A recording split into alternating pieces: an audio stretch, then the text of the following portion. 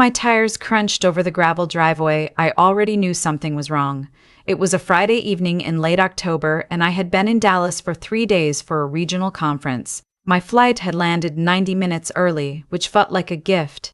I kept picturing my 7-year-old son's face when I walked through the door before bedtime. I had promised him waffles for breakfast on Saturday. I had promised him a story. I had promised him I would be there when he woke up. The lights in the house were blazing. Every single room lit up against the dark Texas sky, warm and golden from the outside, the kind of warm that should have felt welcoming.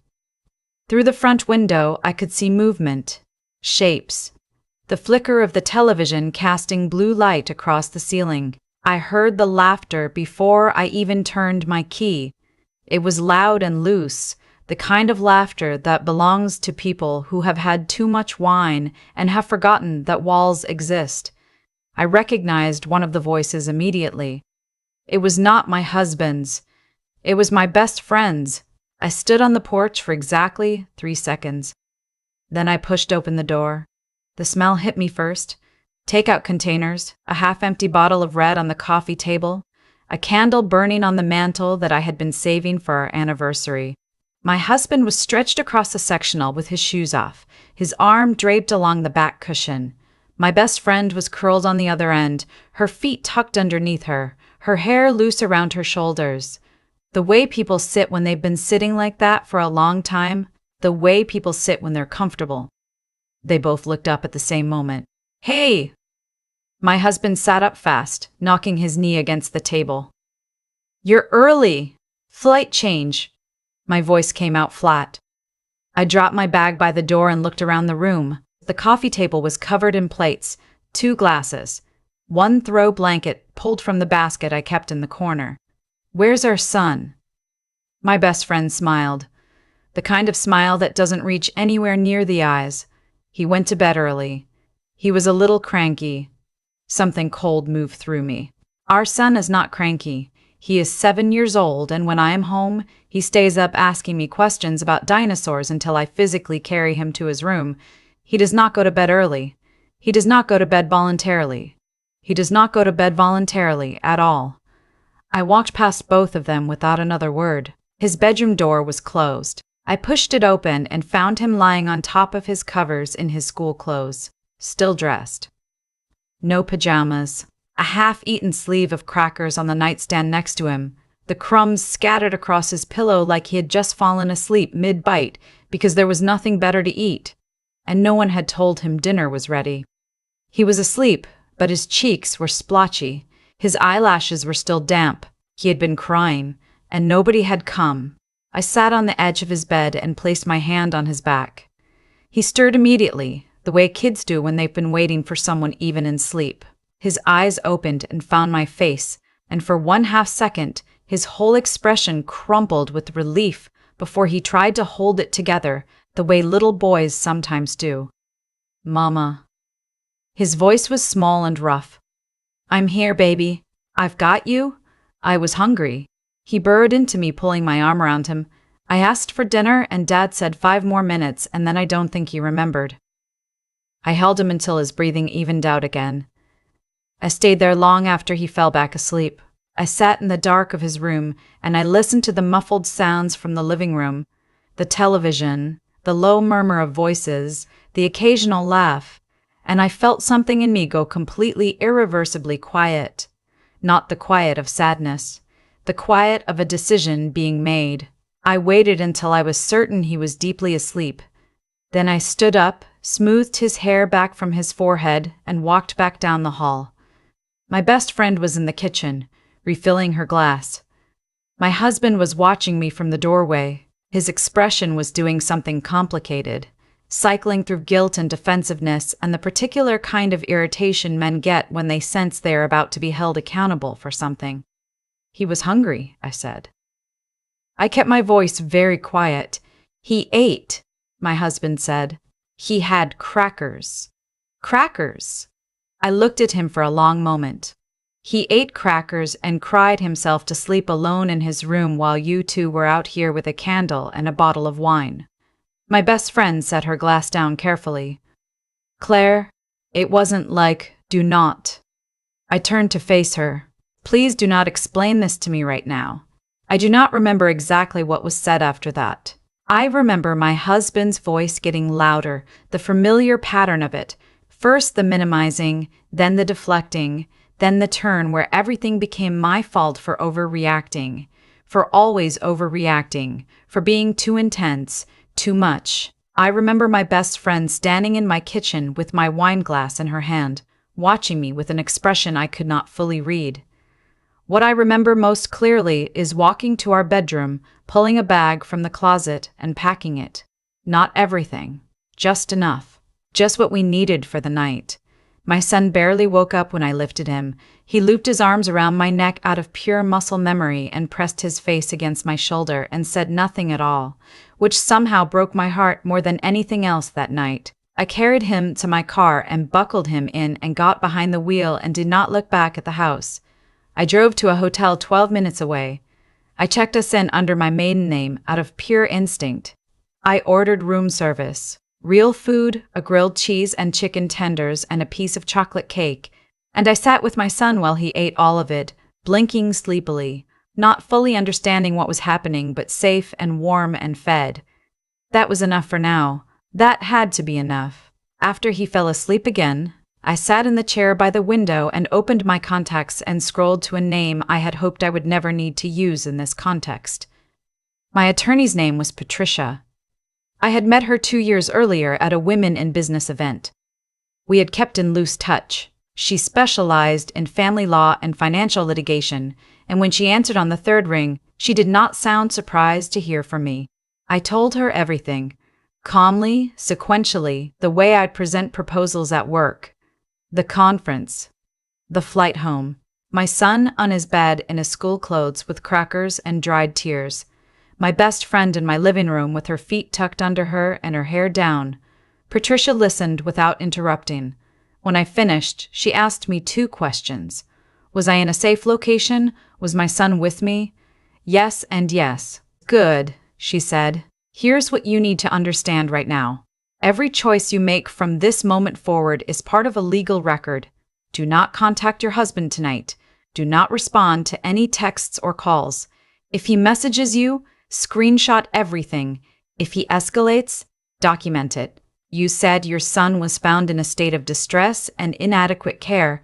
I want you to take a few photos of that cracker sleeve in the morning before you throw it away. Small details matter more than people think. He's going to call. Let him. His panic is useful to us. Panic makes people do stupid things. I could hear her writing something down. Do you have a separate account? Individual, not joint. I have a business account. It's mine.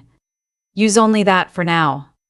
Monday morning, I'm filing an emergency motion for temporary custody. Until then, stay where you are. Don't engage. Don't explain yourself to him or to her. You don't owe either of them an explanation tonight. I sat with that for a moment. Okay, I said. Get some sleep, Claire. You're going to need it. I did not sleep. I lay beside my son and watched the ceiling and listened to my phone vibrate itself across the nightstand. My husband called 11 times.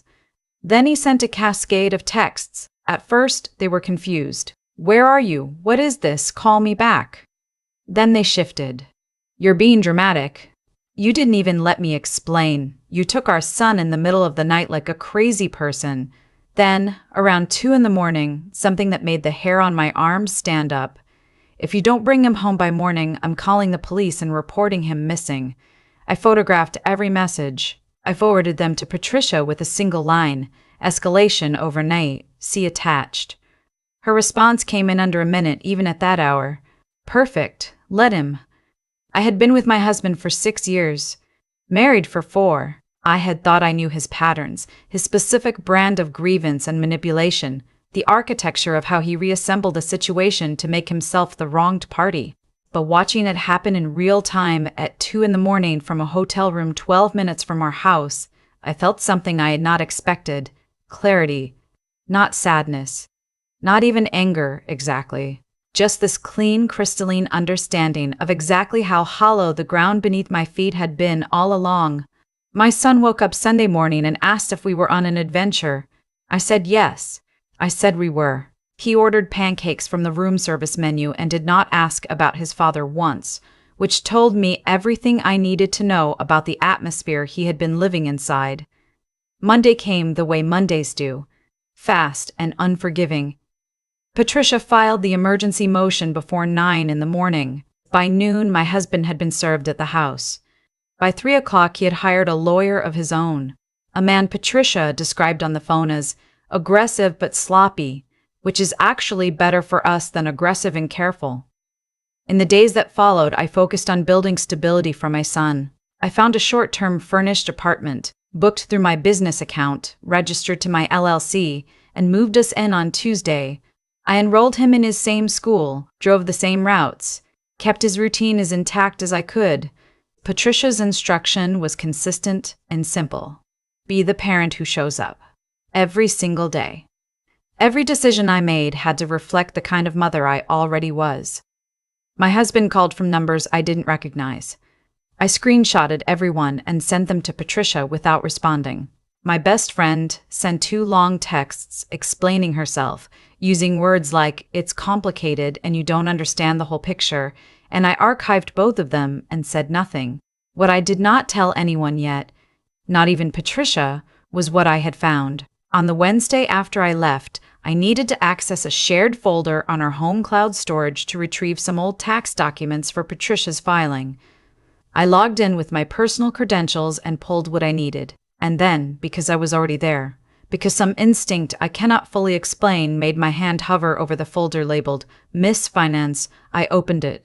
There were spreadsheets I had never seen, documents I had never been shown, wire transfers over the past 14 months flowing from our joint savings account to an entity called Orchard Capital Group, LLC, $15,000, $22,000, $11,000. Irregular amounts, irregular intervals, but consistent. Monthly, patient, deliberate. I did not recognize the name. I wrote it down on a notepad and closed the folder and sat very still for a full minute.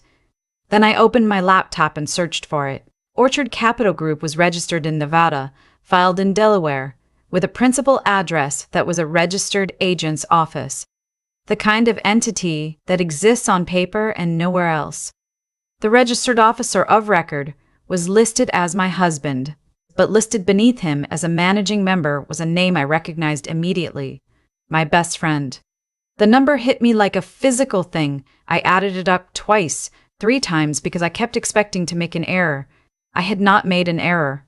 Over 14 months, my husband had moved just under $180,000 from the account I had built. The account funded almost entirely by my salary and my freelance contracts, into an LLC co-owned by himself and my best friend. I picked up the phone and called Patricia.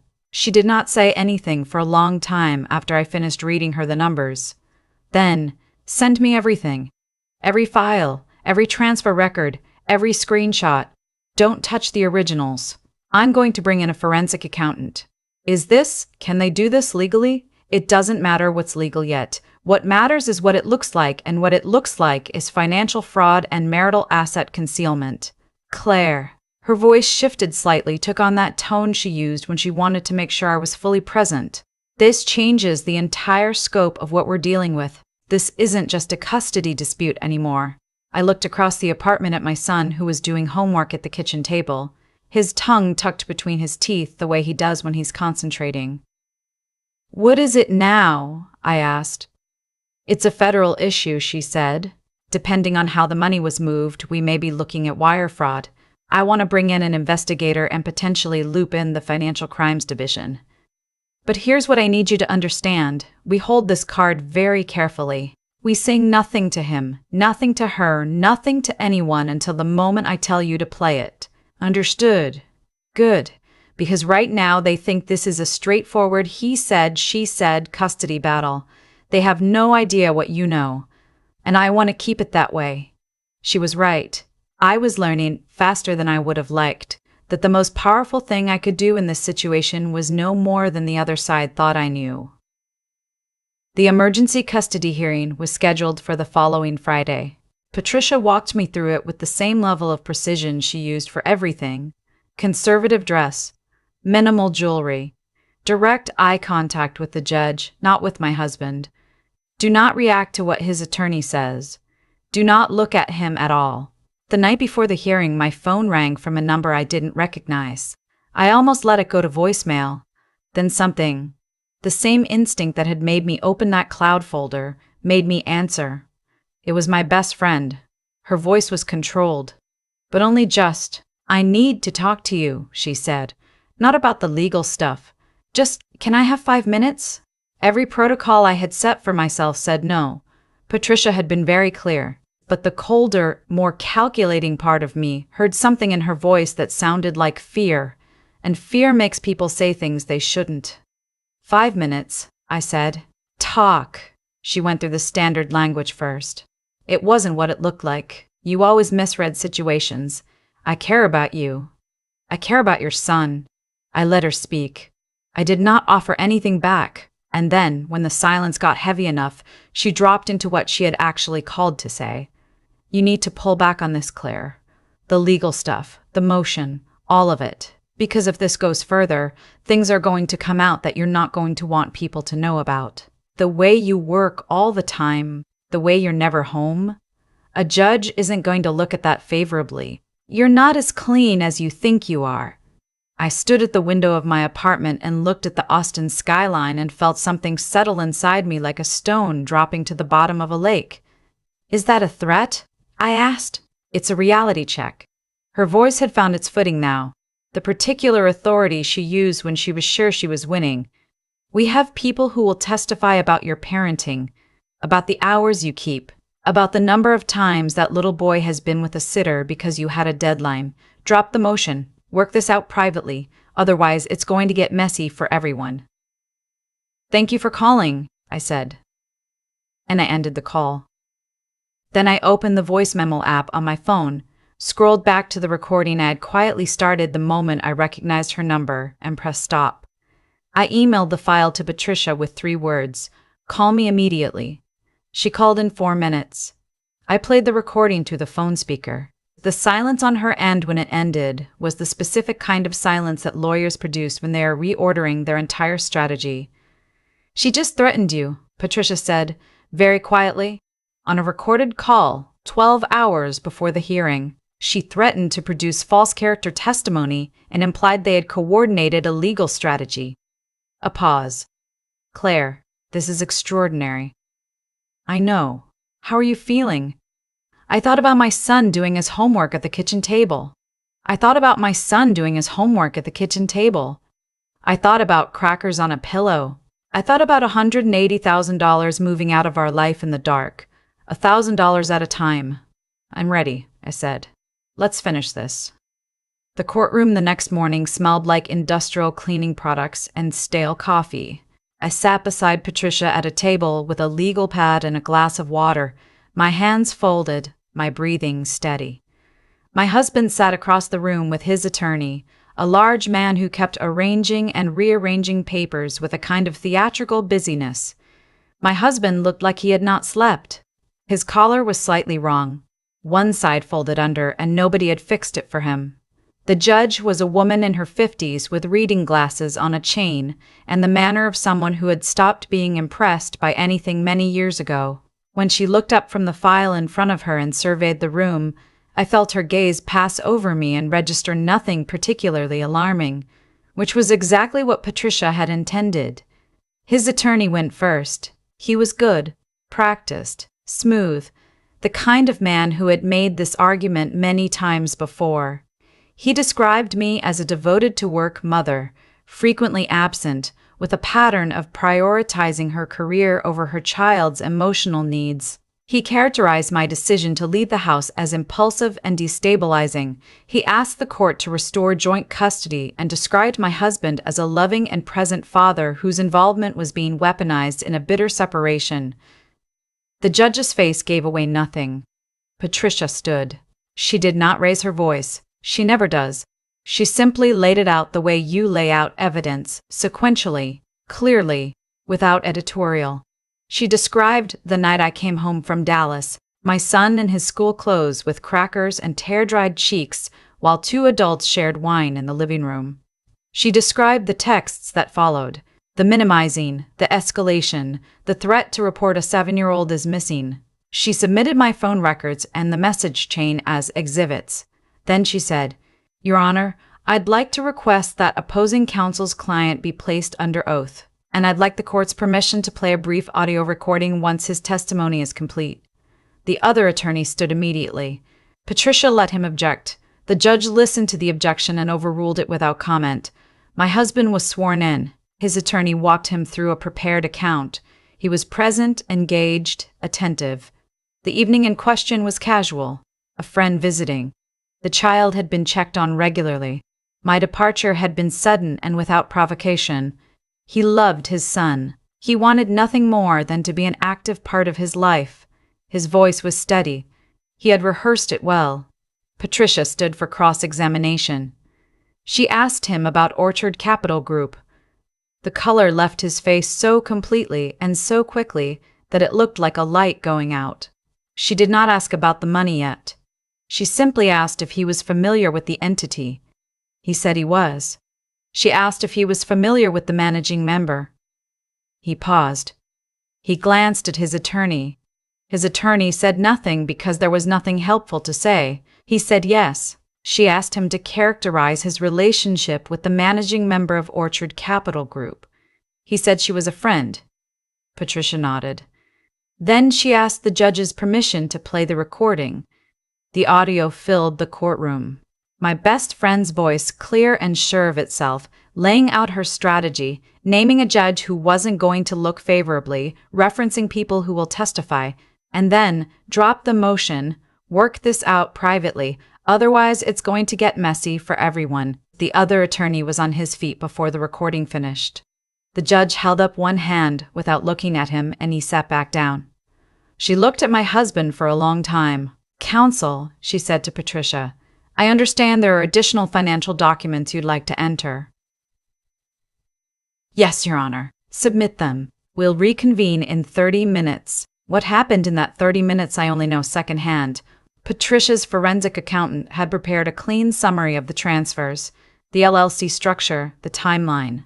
When court resumed, the judge reviewed the documents with her reading glasses pushed up to the top of her head in a way that somehow conveyed more gravity than any expression she had made all morning.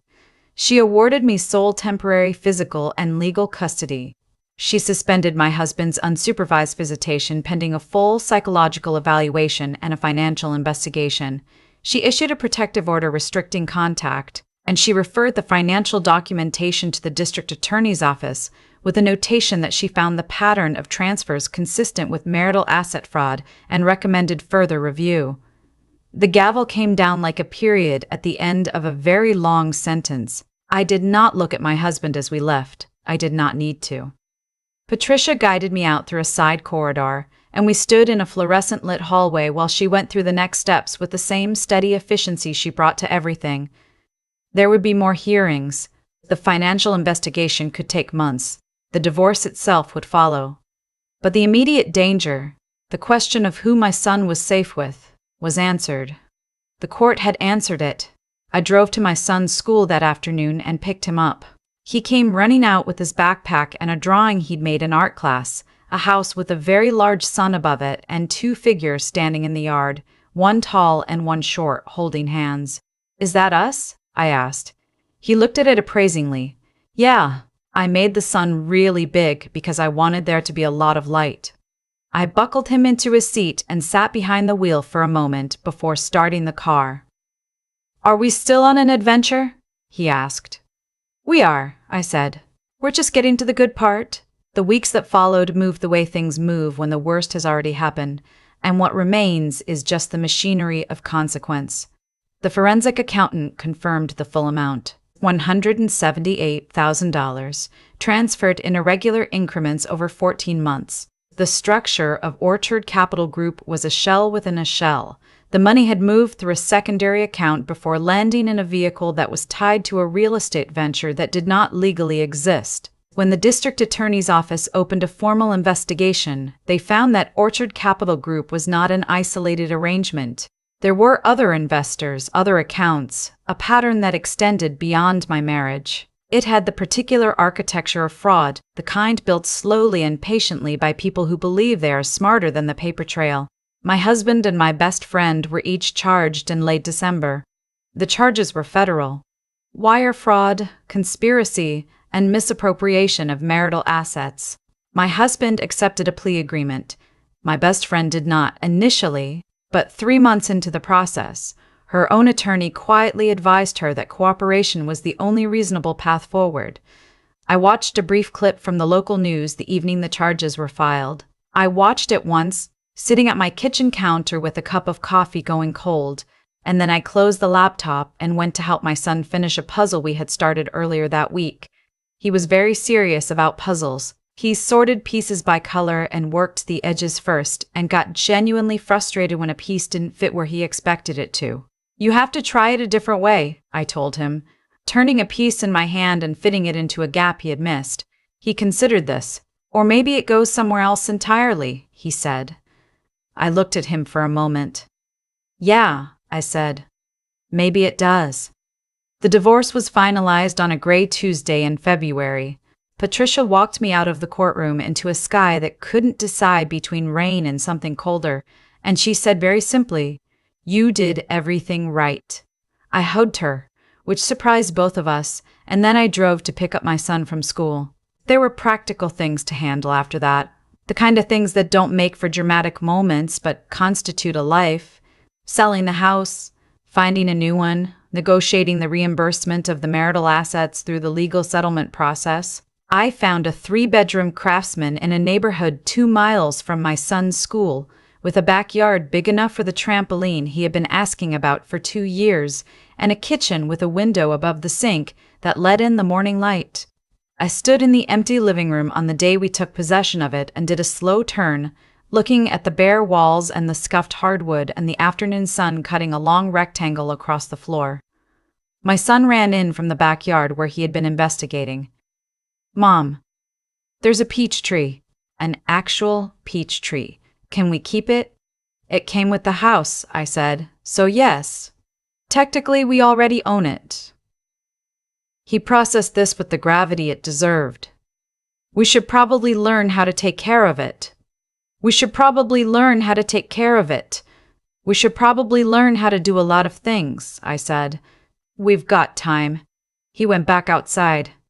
I stood in the quiet of our new living room and listened to the sound of him on the back porch, narrating something to himself, which is what he does when he is exploring new territory and building the world of it in his mind.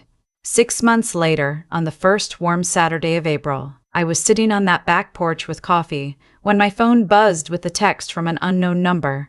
I almost ignored it, but something made me open it. "I know you don't want to hear from me. I don't expect anything.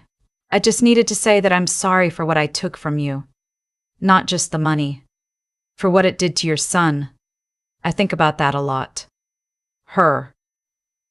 I read it twice. I set my phone face down on the porch railing. I looked at the peach tree, which had come in full and ridiculous and slightly chaotic, like it had been waiting for permission. My son was underneath it with a book, lying in the grass, legs propped up against the trunk. I did not respond to the message. There was nothing to say that would undo what had been done or make better what I had lost, and I had learned by now that some silences are not coldness. Some silences are simply choosing not to pour more words into a wound that is already, slowly, closing on its own. I picked my coffee back up. The morning was warm and completely ordinary. My son called something across the yard. Something about the chapter he was reading, something about a character who had done something unexpected. And I called back that I wanted to hear about it when he got to a stopping point. He said okay. The tree made a small rustling sound in the wind. The coffee was exactly the right temperature, and the day, which was just a day, stretched out in front of us clean and entirely ours.